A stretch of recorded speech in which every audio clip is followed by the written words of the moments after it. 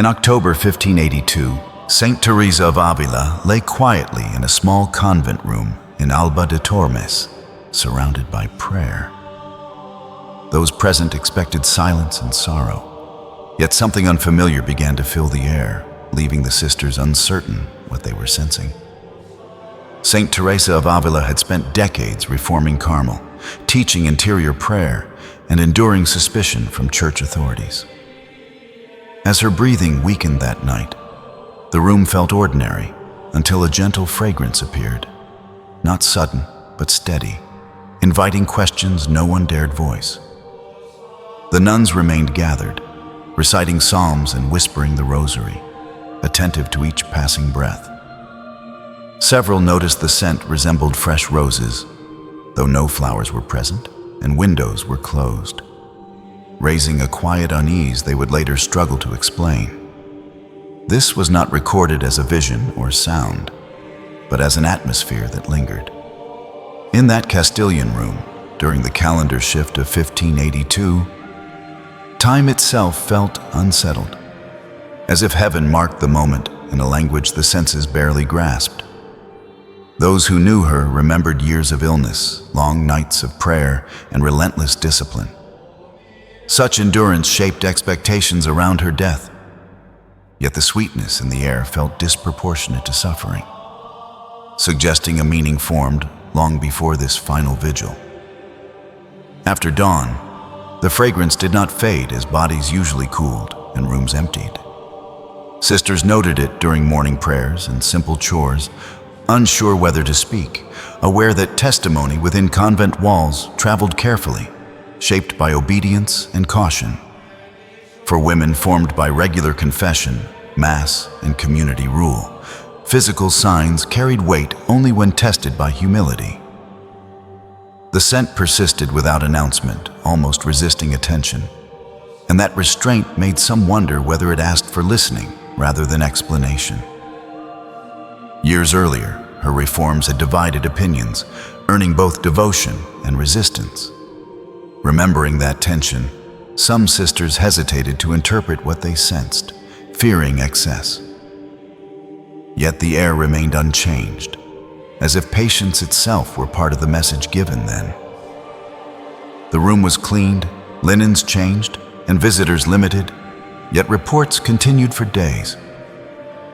No one claimed certainty, only a shared awareness that something gentle accompanied absence, challenging ordinary categories of grief, memory, and farewell within the quiet Carmelite community. By the time records were quietly written, the fragrance had entered memory rather than air.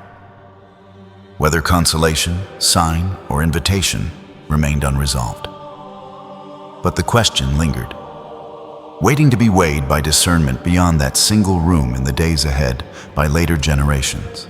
In the days following her passing, the convent settled into routine, yet the memory of the fragrance followed the sisters. During quiet meals and shared labor, it resurfaced in whispers, never dramatic, but persistent enough to disturb their sense of ordinary closure. Saint Teresa of Ávila had written often about the soul's journey, warning against seeking signs. That memory restrained interpretation. Still, when sisters entered the room for prayer, the same sweetness appeared again, subtle yet unmistakable, testing their practiced discipline of discernment. Accounts noted that no incense was burned beyond normal liturgy. The scent arose outside ritual structure, arriving without human intention. For women formed by hours, rules, and silence, this lack of control unsettled them more than any visible marvel could have done. Some recalled earlier moments in her life when illness confined her to bed, yet prayer seemed to expand rather than diminish. Those recollections colored how the fragrance was perceived, linking this final moment to a pattern of quiet fruitfulness shaped by endurance. Written notes avoided embellishment, recording duration rather than emotion. The fragrance was said to last several days, noticed during psalms, confession lines, and evening examination of conscience. weaving itself into practices familiar to any disciplined Christian community. The sisters did not speak publicly. In an age wary of false devotion, silence felt safer. Yet within that restraint, memory deepened, and the question quietly grew. Why would such a sign appear without instruction, explanation, or visible benefit to reputation? Visitors who later entered the convent sensed nothing unusual, yet heard restrained accounts. The absence of spectacle became part of the testimony, suggesting that whatever occurred was given primarily to those bound by shared prayer, not to satisfy external curiosity. Within the broader church, her writings already circulated, shaping spiritual lives far beyond Castile. The fragrance episode was not preached, yet it quietly accompanied her legacy, adding a lived echo to teachings about detachment, humility, and trust, refined through years of trial. Some sisters admitted later that doubt lingered beside reverence. They questioned memory, fatigue, even suggestion. That hesitation remained part of the record, underscoring that faith, in this case, matured not through certainty, but through careful, communal waiting. As weeks passed, the fragrance ceased to be sensed, yet its meaning remained unresolved. What endured was not aroma, but an altered attentiveness, preparing those who remembered it to notice how sanctity often leaves traces that withdraw before being fully understood. Years later, when inquiries reached the convent, the sisters spoke carefully. They described no miracle claimed, only an experience remembered. The restraint itself became striking, shaped by a community trained to weigh spiritual events slowly, without haste or personal elevation. Saint Teresa of Ávila had insisted that true devotion bore fruit in humility and service.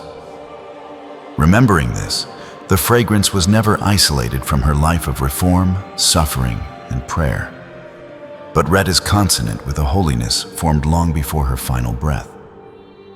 The place itself, Alba de Tormes, gradually became associated with memory.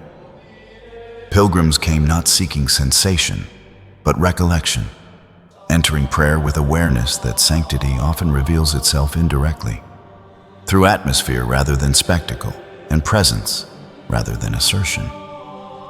Church tradition preserved the accounts without urgency. They circulated as testimony, not proof. This measured transmission mirrored the saint's own caution in spiritual matters, reinforcing the sense that what occurred resisted classification, remaining an invitation rather than a conclusion. For later readers of her works, the episode gained meaning alongside her teachings on detachment. The absence of visible cause echoed her insistence that God often works quietly, leaving signs that strengthen faith without compelling assent or overwhelming the senses. Communal memory held the event with balance. It was recalled during anniversaries, not as a centerpiece, but as context. In this way, the fragrance shaped a shared identity grounded in discernment, patience, and fidelity, rather than emotional excess. Historians later noted the simplicity of the reports. Dates, place, duration were mentioned, but interpretation was left open. This openness allowed the account to endure, adaptable to prayerful reflection rather than confined to a single explanatory frame. Within the wider church, such episodes were weighed against fruits of life. Her enduring influence on prayer, community, and reform carried more authority than any sensory account, anchoring the fragrance story within a broader witness of fidelity tested over time.